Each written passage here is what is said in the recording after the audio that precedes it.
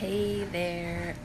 So Wyatt is napping, and I am getting ready to make something that I make every maybe other month, chicken stock from scratch.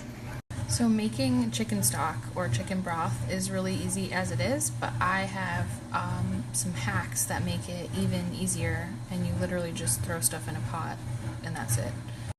The ingredients you're going to need are chicken bones, carrot, celery, onion, fresh parsley and fresh thyme, whole peppercorns, water, and a really big pot. So one way to make broth easier to make is to save up all the ingredients in the freezer. And here's what I mean by that. Right here I have 2 rotisserie chicken bones saved up that I had in the freezer. And then this is a bag of vegetable scraps that I've saved over time. So celery, onion, carrot peel, the ends of the onion. Here's some more over here. This has all been kept in the freezer over time. And then I've got fresh thyme. It's kind of getting old, but fresh parsley and thyme. And then I've got peppercorns. So you can basically store up a bunch of bones and vegetables in the freezer, and then you're good to go. And then I have some extra carrots and celery to bulk up what I have here. So this is my favorite way to make stock for 2 reasons. It's easier because everything's kind of just in the freezer ready to go, and also less waste, right? Rotisserie chicken bones, ends of onions and carrots and celery, that's all stuff that would have gone in the garbage, but instead I saved it up, and now it's being used to make something else that's delicious and healthy. So the things that you're going to need to buy fresh are parsley, thyme, and then if you have whole peppercorns for your pepper grinder, you want whole peppercorns because you don't want... First of all, I hope you're not using like pre-ground pepper. Nobody should ever use that. And then using ground pepper isn't great either because it's going to be hard to strain. You want full peppercorns because you really want to infuse the stock with a lot of that pepper flavor. And dried parsley, dried thyme, those things don't really taste like anything and they don't taste fresh. I forgot to add bay leaf in the ingredient list, so make sure you have bay leaves. So our herbs are thyme, parsley, bay leaf, peppercorn, and we're going to just toss those in with all of our scraps.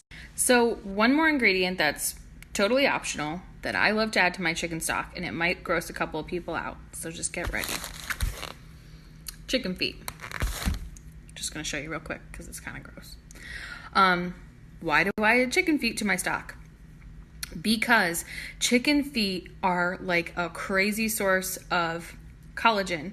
So the reason that chicken stock has always been revered as what you should be eating when you're sick is because of that collagen, right? When it's made from real actual bones, which is this, foodie bone broth instead of chicken stock, it's just basically chicken stock made from scratch. That's what bone broth is.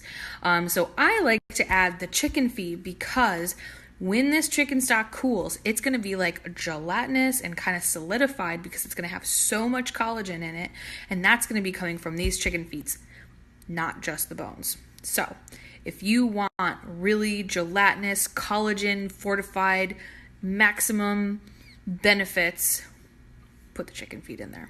I'm telling you.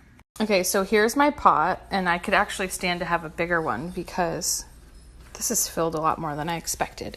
But I put the bones on the bottom, and then all of my vegetable scraps on top of that, and then my fresh herbs on top of that. And as you can see, no exact science. I'm just ton of parsley, ton of thyme. And now I have a little palm full of black peppercorns. I don't know how many there are there, but I'm just going to sprinkle those in. And then I'm going to grab a bay leaf. And then for this big pot, I'm going to just do 4 of these bay leaves. And as I'm doing this, I'm thinking, Google health benefits of thyme, bay, black pepper, and parsley. And you're going to find some interesting things. So I've covered the whole thing with water, have it on medium heat, and I'm going to wait for it to all come up to a little bit of a boil, and I'm going to adjust the heat so that it will bubble like champagne. And I am going to leave this on for 12 to 14 hours. This is all gonna reduce, get mushy. It's gonna probably reduce down to here, and then I'm gonna strain it in the morning. So check back in a couple hours and I'll show you what kind of bubbling you want to look for. And then tomorrow morning I'll show you what it looks like after 12 to 14 hours. And then I'll show you what it looks like after I strain it. And then you can make your own. Okay, so just checking in after a few hours. As you can see, everything's kind of reduced down a little bit. We have the champagne bubble simmer that I was talking about. I might turn it down a tiny bit more because I want it to be really light. It's about 10 o'clock now. I have my heat is on 1. I'll probably put it on low. And I probably won't turn this off until 6 or 7 o'clock in the morning. And then I'll wait for it to cool. And then I will strain it. And I'll show you guys how all that works. But so far, super easy, right?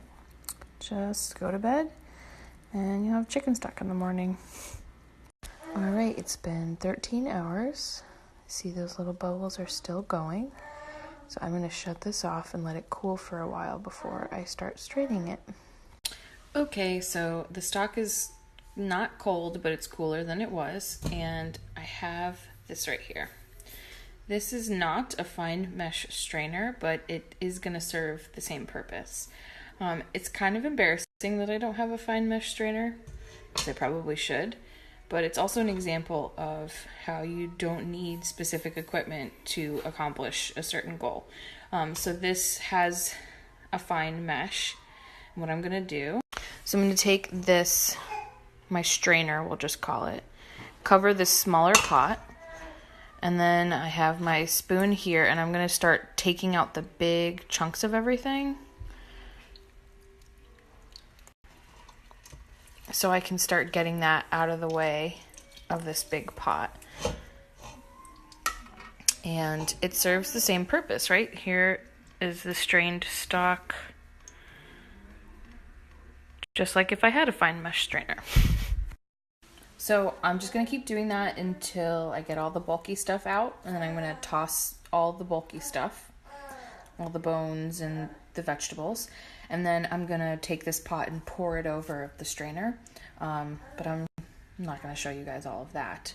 But I do want to take a second to look at how beautiful the color of this broth is. Just check it out. Okay, so I'm not strained, but look at that. You can see the fresh thyme, but that, you got a little bit of fat on top, which a lot of people will say you should strain out, but I'm not gonna.